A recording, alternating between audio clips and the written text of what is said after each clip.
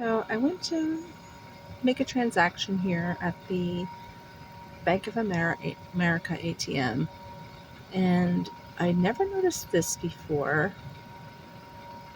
What is that dot right there? Looks like a camera on the keyboard. I tried flicking at it to see if this is some sort of, somebody put this on here, but my nails aren't really working. But there is a crack here, which is interesting. So, take a photo, go inside the bank, and ask them, why is there a camera on the keyboard?